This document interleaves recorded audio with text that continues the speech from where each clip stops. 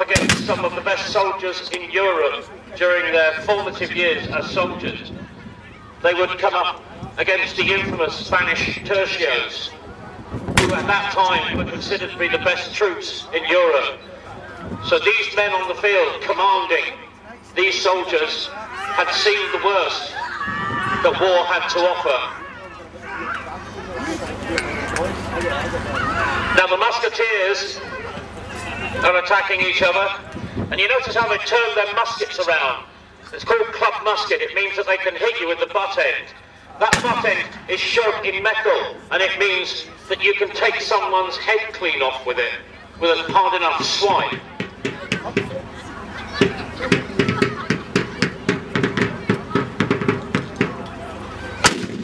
One of the musketeers, like I said, had gone wounded. But somebody trying to attend to them.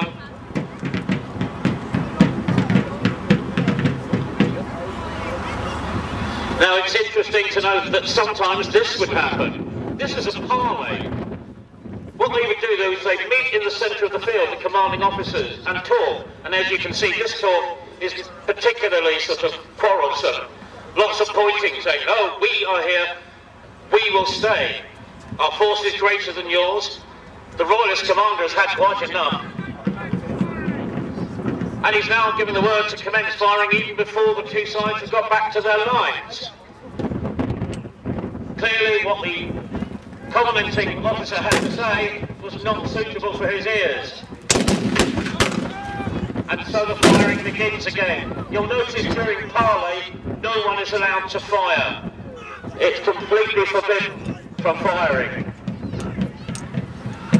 But now the Royalist commander has said, enough. Colonel Cullen, a bluff old soldier, has said, I'm going to teach this upstart Highlander a lesson, and he's pushing his men forward. But the Covenanters are fighting very hard today. They have religious fervour in their hearts and their souls. They have determination, and they have the realisation that if they defeat this larger force, then Lanark will be free from the taint of royalism.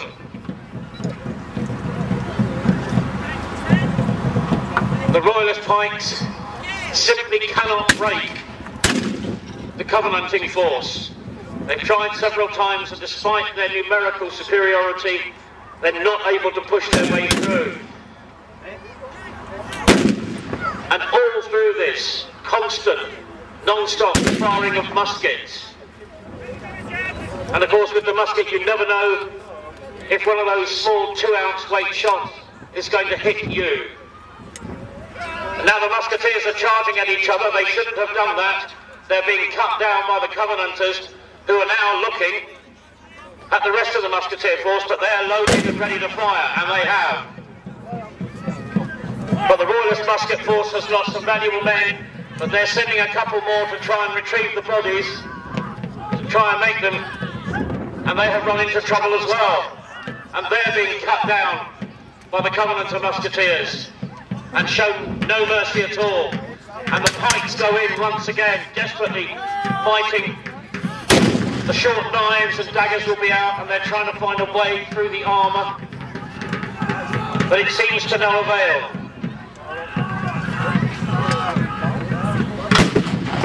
And again, the drums beating out the orders to reform, and they reform on their colours. But the Scottish commander is determined, the Covenanting commander is determined to push these men forward and to keep up the pressure on the Royalists.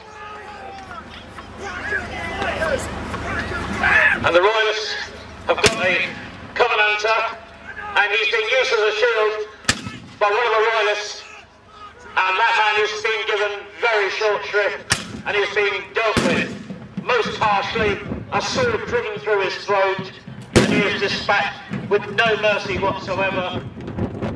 And now it is disintegrated into a general melee, with the pikes on both sides in one last swing.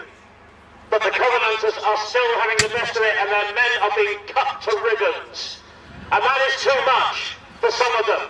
The drum corps, even the ensign, has decided that discretion is definitely the better part of valour, and they have left the field of battle. And Colonel Collins, the Royalist commander, must know that all he has left now is his artillery and his musketeers. But the musketeers have decided that this is a lost cause, and they are starting to flee the battle. Colonel Cullen clearly has not paid his men long while, and consequently they are deserting him. And in fact, they have deserted him so much that Colonel Cullen is now alone on the field. He dispatches one cheeky Covenanter with his pistol. Now he grabs the pistol by the barrel, draws his sword, and the Covenanting commander and the musketeers charge forward.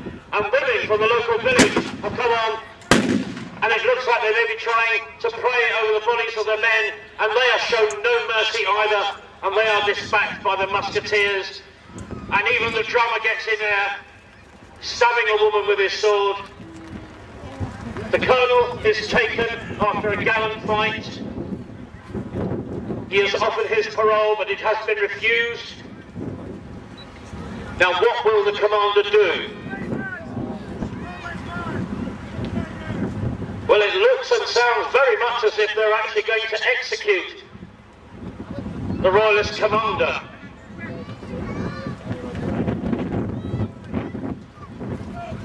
The Royalist commander, it seems, is not surprised. He expected no less from a man as low-born as the Covenanting commander. Now 2 men will hold him and the musketeers will fire. Now remember, ladies and gentlemen, what I said about the inaccuracy of the musket earlier on. Watch this. And he gets away. No he doesn't. He almost got away, but they cut him down at the end.